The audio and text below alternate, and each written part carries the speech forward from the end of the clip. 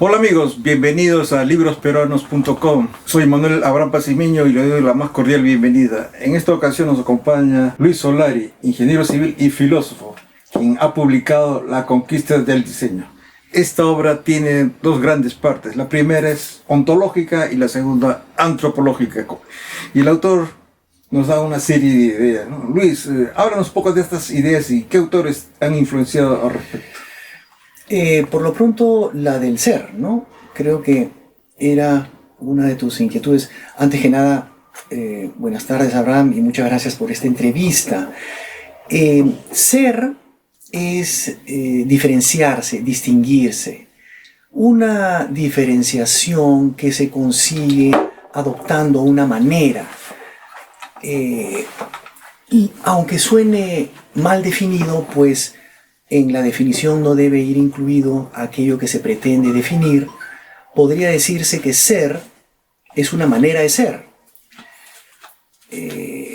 Una manera que se encuentra en todas las cualidades del objeto, pero sobre todo en una que es la delimitación geométrica, ¿no? Es en esta en que el objeto encuentra su real expresión, su cabal culminación. Ahora bien, Aristóteles ya hablaba del ser como el compuesto de materia y forma. A esta última, la forma, yo no le asigno tanta importancia, pues es en la materia en donde el objeto encuentra su individuación, como el mismo Aristóteles lo señalaba. Sin embargo, Aristóteles no enfatizó, no capitalizó que esta individuación se consigue realmente con una cualidad que es la delimitación geométrica, ¿no? Es en esta que se da la manera, la real expresión del ser de la cosa.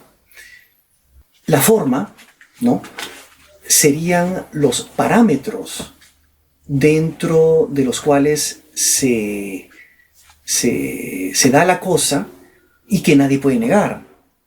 Sin embargo, no es más que para ubicar mejor nuestra mirada en la materia concreta. A esta es a la que le doy yo importancia, y de ahí la importancia que le doy a todos los accidentes de las cosas, y que se revela ello en mis publicaciones. Es una definición del ser que rescata que quiere poner atención a lo que somos, a nuestras maneras, a nuestra cultura, y rescatar un poco nuestra identidad perdida, tan venida a menos en nuestra era. Hablo de cultura también, a pesar de hacer un análisis un tanto físico de lo que es el ser, porque el hombre, al hacer cultura, pretende replicar lo que se da en la naturaleza. Y en la naturaleza observamos maneras, pues, ¿no?, tal como estoy diciendo. En tu libro también hablas del contraste. ¿Cómo defines el contraste? Bien, el principio del ser son las maneras, pero las maneras a su vez se constituyen por los contrastes. De ahí que yo me refiera al universo entero como contrastación. Es decir, el universo ya no en su faceta contenida como mera energía, sino al universo una vez ya explayada esta energía, una vez ya cristalizada esta energía, es el término que utilizo, ¿no? Contrastación, ¿no?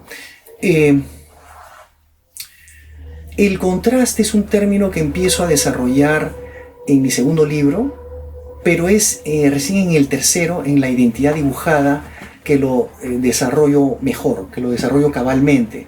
Y se trata del cambio de ángulo que padece una línea para formar todos los distintos objetos, ¿no? Todos los distintos contornos de los objetos. Si observamos, todo es encerramiento, ¿no? Es una línea que va cambiando de ángulo para formar la diversidad de cosas en sus figuras respectivas. Ahora bien, también hablo del contraste para las cualidades no formales, es decir, las que no son la forma física me refiero, ¿no? Está pues el color, el sabor, el olor, la textura, que descansan en composiciones moleculares diversas, que irán a su vez a dar una sensación distinta, ¿no? Entonces el cambio de sensación de una composición a otra es el contraste para estas otras cualidades. En tu libro también mencionas el animismo. ¿Es una concepción original o tú puedes identificar alguna influencia? Bueno, no sé cuán original sea mi concepción del animismo. Yo le asigno un yo propio a cada cosa, a cada corporeidad que siente y que piensa. Tengo entendido que el animismo tradicional comprende que las cosas están animadas por un espíritu, ¿no? Pero es un espíritu que ingresa en la materia. Yo digo más bien que la materia, por ser tal, la extensión, por ser tal, ya siente, ya piensa, ¿no? Todo objeto, toda extensión se ha extendido. Estamos hablando de una fuerza que se ha extendido y una fuerza que sigue latente ahí.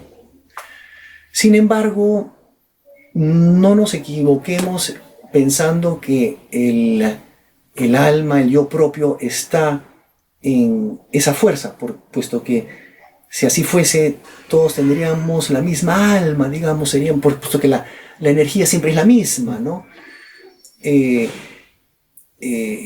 Todos provenimos de una misma fuente energética, de una misma unidad, pero al momento de explayarse, digamos, de cristalizarse, ahí está nuestra singularidad, nuestra alma propia, nuestro yo quiero distinto de otros. Es decir, la materia es energía condensada. Esta es una teoría ya conocida, pero ahí está, pues. En esta condensación, en esta cristalización, como digo, es que está la singularidad, ¿no? Y eso es lo que tendría que decir respecto del animismo.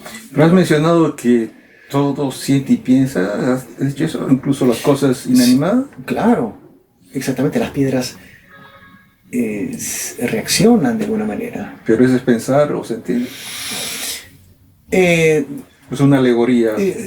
Entendemos el pensamiento como una deliberación muy humana o de algunos animales, pero en realidad los objetos inanimados tienen memoria, en el sentido en que reaccionan ante un estímulo determinado. Se vuelve a presentar ese estímulo y vuelven a reaccionar de la misma manera, quiere decir que recuerdan, ¿no? Entre comillas. Porque no tienen un cerebro, no tienen... Bueno, ¿y dónde quitaríamos las comillas para el cerebro humano? Bueno, el cerebro es como un almacén, pues, ¿no? Tenemos recuerdos, tenemos memoria, y está en nuestro cerebro, si quieres, en nuestra alma, pero en otras palabras, pensamos porque tenemos un cerebro, tenemos un hombre si quieren, ¿no? Pero las cosas no tienen recuerdo. Pueden reaccionar, claro, al mismo estímulo porque por sus propiedades justamente físico-químicas, ¿no? Por eso tienen esa particularidad de responder de cierta manera, ¿no? Claro. Esta deliberación, digamos, en nuestra memoria que nos lleva a emprender distintas acciones es una alternativa de vida, ¿no? Las plantas, los astros siguen un mismo ciclo, pero en esa repetición, ¿por qué no haber un querer? Una voluntad de repetir, exactamente. Mientras que nuestra voluntad no es una voluntad de repetición necesariamente, puede optar por otras, puede elegir, está bien, pero no circunscribir la voluntad a lo que pretende cambiar. Pueda que la piedra quiere permanecer en su ser. Eso lo desarrollo, no sé en qué capítulo de mi último libro especialmente. En tu libro también hablas de lo artificial, ¿no? Bueno, entendemos que es lo hecho por la mano humana, o tú tienes una concepción particular diferente o algo distinto de esto. Lo artificial es todo lo provechoso y ventajoso para el hombre, pero que no tiene la vida que tiene lo natural, en el sentido animista recientemente visto. Para que haya un yo, ¿no?, tiene que haber una memoria de sí. A su vez, nosotros, como toda entidad, provenimos de un impulso, ¿no? Entonces, la memoria lo será de este impulso, de la continuidad de este impulso, del pasado de este impulso. Y el pasado de este impulso implica una continuidad, una línea que comienza desde atrás hasta donde estamos. Entonces, lo artificial, al cercenar esta continuidad, cercena la memoria y por lo tanto al yo. El ente se queda sin su noción de ser, su noción de yo, ¿no? Puesto que recordar es recordar una continuidad, ¿no? Ahora bien, precisando un poco más respecto a esta noción de continuidad y de historia de sí, estas lo son de una unidad, ciertamente, es decir, todo ente es una unidad, pero que es indesligable de las relaciones que haya tenido con el mundo, ¿no? A su vez, estas relaciones, cada relación irá a forjar un sentimiento. Sentir es reaccionar ante los estímulos que vienen de fuera. Entonces, los sentimientos a su vez irán a forjar la memoria, en el sentido en que se recuerda tan solo aquello que le ha afectado a uno de algún modo, ¿no? Por lo tanto, nuevamente, la artificialeza que viene a cercenar, a irrumpir, a interrumpir esta continuidad, va a cercenar la memoria, y ello a su vez va a implicar un cercenamiento del sentimiento de sí. La entidad pierde el sentir de sí, ¿no? Y por eso es que los objetos artificiales nos parecen un tanto fríos y hasta muertos a veces, ¿no? Luis, también hablas, claro está, del diseño, ¿no? Esta idea de diseño nos remite a la de un diseñador, ¿no? ¿La naturaleza tendría un diseñador o ella es la diseñadora de sí misma? Sí, la naturaleza es la diseñadora de sí misma. Sería un panteísmo en ese sentido, ya que Dios es la naturaleza, que siente y que piensa. Nosotros también sentimos y pensamos, pero somos una parte de la naturaleza, no la totalidad. Al ser parte de la naturaleza, ya se constituyen dos yos, ¿no? El de la parte y el de la totalidad. Por lo tanto, aunque sean de la misma sustancia, parte y totalidad, aunque sean una misma unidad, tiene sentido que la primera, es decir, la parte, le rece a la segunda, que la vea como un Dios personal, que se comunique con ella, que abra diálogo con ella, ¿no? Como de un yo a un tú. Aunque sean de la misma sustancia, o sea, son iguales, pero distintos, y la totalidad más todavía, ¿no? Por otra parte, quiero aclarar bien a qué me refiero con naturaleza. Esta no es meramente lo dado y que aparece. La naturaleza es esto, puesto que lo incluye todo, pero es especialmente y sobre todo sus mejores momentos, sus momentos más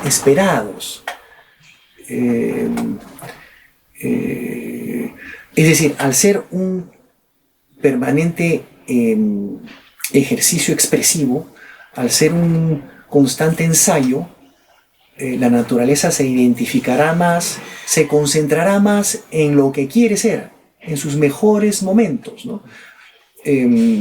Así pues, por ejemplo, la creación del protagonista es uno de esos momentos, ¿no? Justamente en la segunda parte de tu libro sobre el hombre, Ajá. habla de el hombre ario y el no ario. Ajá. Y esto rápidamente nos remite a la ideología nazi racista, ¿no? Ya. ¿Cuál es tu diferencia con esta ideología? Bueno, el ario es el hombre blanco de pelo rubio y de ojos azules, ¿no? Y todo lo que va alejándose de esta tipología va entrando en el campo de lo no ario. No sería semejante para nada con la ideología nazi, sino más bien lo contrario, pues esta pregonaba la superioridad de la raza aria. Mientras que yo sin hablar de superioridad necesariamente, sí hablo de una mejor humanidad por parte del hombre de raza. Por lo tanto, el criterio evaluativo que utilizo tiene que ser distinto, ¿no? Al revés, casi. ¿No? Ahí le voy explicando a Abraham. Ya. Pero hablar de el hombre no ario como el hombre de raza, o sea, ¿no te parece algo excluyente? Dice el hombre de raza, entonces, es el hombre no ario, entonces el otro no es hombre de raza. ¿O qué quieres decir con eso? ¿Te parece algo Bien, confuso? bueno, el término no ario obviamente que va a excluir al término ario. La confusión podría venir cuando se quiere referir al no ario como hombre de raza. Yo, desde mi primer libro, desde mi primera publicación, ya hablo de los rasgos como lo característico del hombre de raza y la ausencia de estos, ¿no? Y la correlativa ausencia de estos para la raza aria, ¿no? Entonces yo supongo que esta confusión que podría engendrar el término hombre de raza podría subsanarse emparentando las nociones de raza con la noción de rasgos. Así, hombre de raza podría entenderse como hombre con rasgos. ¿Y el hombre ario no tiene rasgos? Sí, pero en la naturaleza todo se da matizadamente, son menos acentuados. Creo que en otra... Sí, justamente. Puedo explicar un poquito más esto. Justamente, ¿no? Acabas de decir, ¿no? Que el hombre no ario es mejor, literalmente dicho, que el hombre ario, ¿no? ¿Eso no sería una especie de racismo al revés? O ligeramente, ¿no? No. Porque decir mejor es que no son iguales, uno es mejor, el otro mire, inferior. No es la superioridad como la solemos entender, y mucho menos el criterio que utilizaron los nazis para justificar la superioridad de la raza aria. Ellos se basaron en la historia, señalando que las grandes civilizaciones fueron obra de arios o de razas imperfectamente arias, pero cercanas a esta. Sin embargo, nunca llegaron a explicar cuál fue su criterio de superioridad, ¿no? Tan solo se basaron en parámetros cuantitativos. Sí. Más descubrimientos científicos, más desarrollos tecnológicos, más conquistas que engendrarían grandes civilizaciones, pero nunca explicaron qué hace a una civilización grande, ¿no? Ni siquiera su noción de belleza la justificaron. Tan solo se limitaron a señalar científicamente cuáles eran los rasgos arios, ¿no? Yo, en cambio, sin hablar mucho de descubrimientos científicos ni de organización civilizatoria, que después de todo ha habido en todas las razas, hablo más bien de una humanidad más sana, más acorde con la naturaleza, ¿no? Hago una discriminación, no lo voy a negar, pero el término racismo inmediatamente alude a una cuestión superlativa, ¿no? Más inteligente, más bello, más valiente. El hombre de raza, teniendo el grado de inteligencia que tenga, teniendo el grado de perfección física que tenga, e incluso teniendo el grado de desarrollo moral que tenga, siempre guarda una sensibilidad natural, que en última instancia es una sensibilidad estética, ¿no? Sería pues un acercamiento descriptivo a nuestra humanidad. Tenemos el hombre de raza por aquí y el ario por acá, en donde no pretendo, como lo hicieron los nazis, hacer una comparación que fuerce una superioridad, ¿no? Consideraría injusta la clasificación de racista o de nazismo a la inversa a mi teoría, ¿no? Entonces sería diferente a las ideas del etnocacerismo antauro-humano, ¿no? Más parecería pues el hombre de la naturaleza incaico, ¿no? O preincaico. Bien, claro. El etnocacerismo, ¿no? Sí habrían similitudes con el etnocacerismo en el sentido que el hombre tiene que empoderarse en su tierra y no estar alienado en ella, ¿no? Los incas, por ejemplo, permitían que sus etnias sojuzgadas siguiesen con la autoridad de su curaca, ¿no? Juntamente con una cogobernación con un funcionario inca, ciertamente, pero ya estamos viendo la consideración que había para con la terrenidad del hombre, ¿no? La localía del hombre. Por otra parte, si bien es cierto que el término hombre de raza involucra a muchas variables no arias, y no solo la cobriza, que es de lo que se ocupa el etnocacerismo, también no es menos cierto que uno tiene que ocuparse de su situación, de su patria, de su realidad, de su condición racial mestiza determinada, ¿no? En ese sentido, un movimiento nacionalista como el etnocacerista estaría en buen camino. Sin embargo, habrían dos puntos en los que este movimiento no se mostraría tan andino. El primero es cómo llegar al poder. Si es por las armas, yo no comulgaría tanto con ello, puesto que el protagonismo no se gesta por la violencia, sino espontáneamente, lentamente, con la tradición, ¿no? Las guerras son connaturales a la vida de los pueblos. Una comunidad entra en conflicto con otra tarde o temprano, pero eso es otra cosa, ¿no? El protagonismo se gesta por su cuenta. Los egipcios, los incas, las civilizaciones chinas tuvieron a sus castas aristocrático-sacerdotales independientemente de las guerras, ¿no?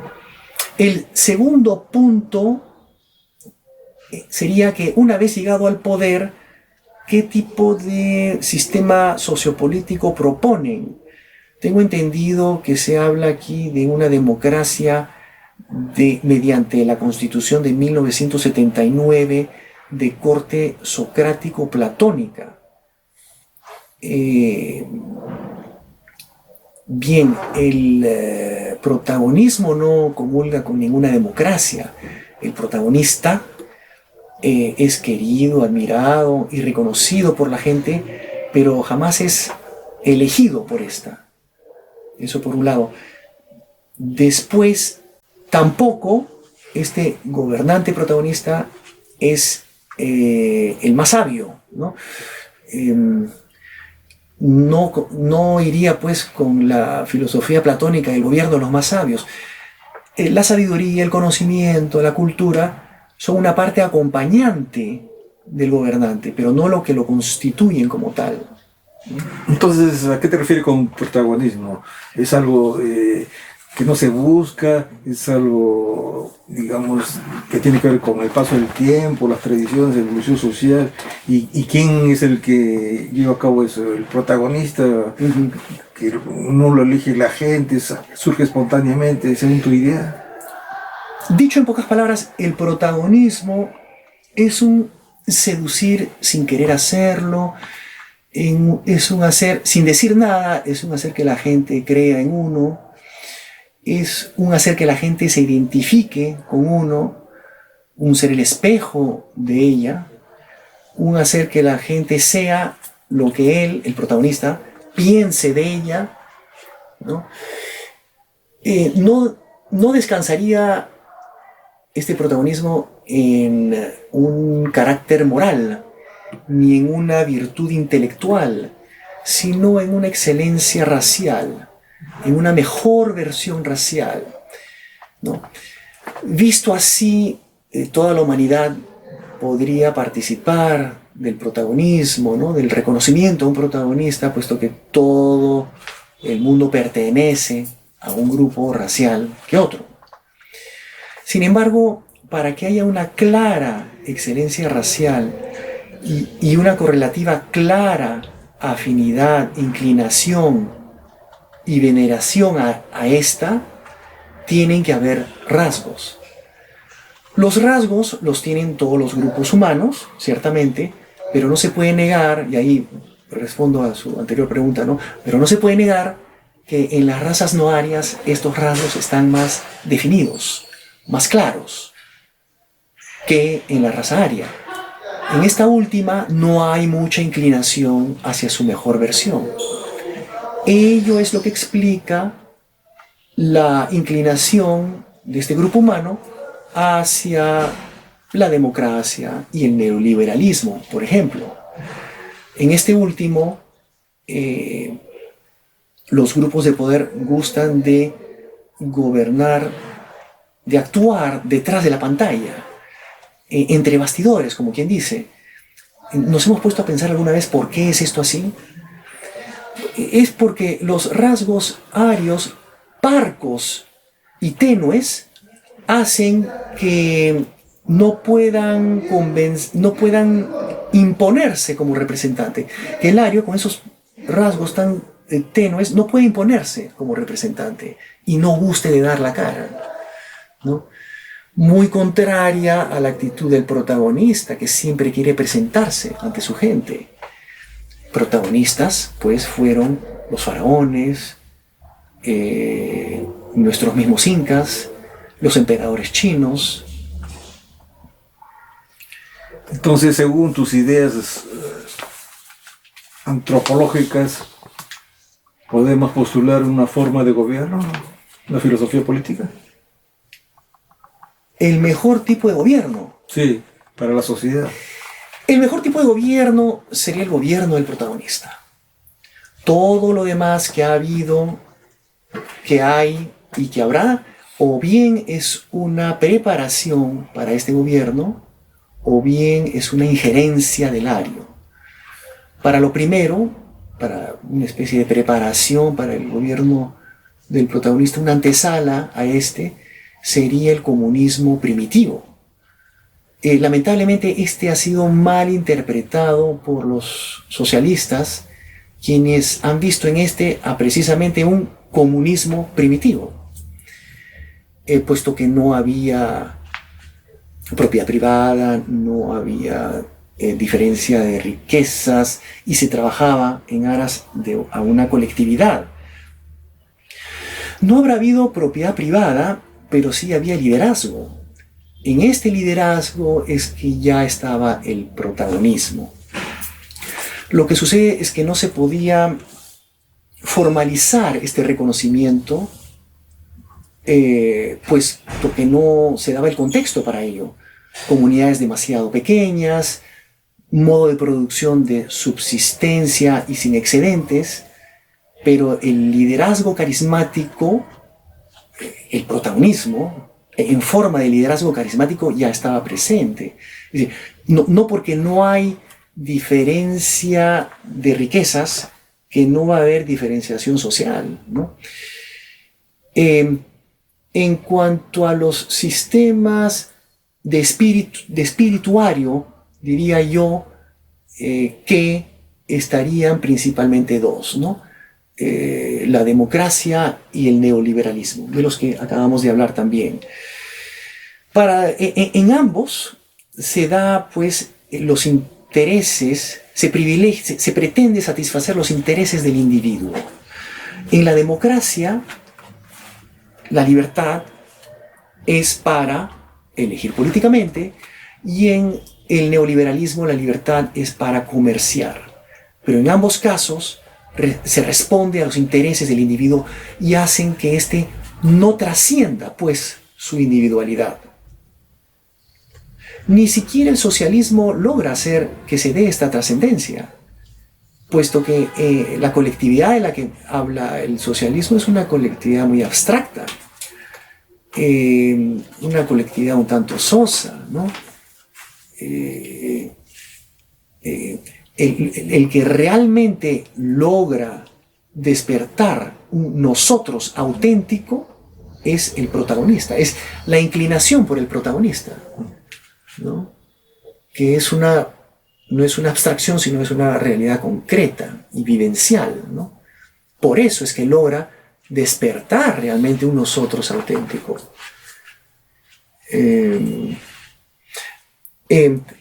Finalmente, hay algo que debe aclararse respecto del término aristocrático, que está generalmente mal visto, mal interpretado. Los sistemas aristocráticos tienen más arraigo que los democráticos, paradójicamente. En estos últimos se gestan subrepticiamente los grupos de poder que irán a velar por sus intereses privado lucrativos, ¿no? En cambio, en las sociedades tradicionales, si bien ya se reconoce formalmente, se formaliza el reconocimiento al protagonista, y no solamente se presiente su existencia, sino que, como digo, se formaliza su reconocimiento y se trabaja directamente en su adiestramiento, nunca se pierde de vista que es un representante de la gente. Pero a pesar de ello, digo mal, a causa de ello, no es elegido por la gente. Si como representante es elegido, ya no es un protagonista, sino un payaso. ¿Por qué? Porque lo que es se impone, ¿no? No se deja a la aprobación de fulano, de mengano o de sutano. Lo que es se va gestando lentamente, espontáneamente, con el tiempo, con la tradición, como decía, y la democracia será una buena idea para un asunto puntual, ¿no? Somos una aldea y queremos decidirnos dónde construir este pozo, ¿no? Si cerca del río o más en las cercanías del poblado. Bueno, sometámoslo a votación. Pero para lo que somos, para nuestro ser, para que aquello que nos identifica, para aquello que nos representa, la democracia no tiene ninguna, no debería proceder en absoluto. Muchas gracias, Luis Solari, filósofo e ingeniero, por su participación en esta entrevista. A usted, Abraham, muchísimas gracias una vez más.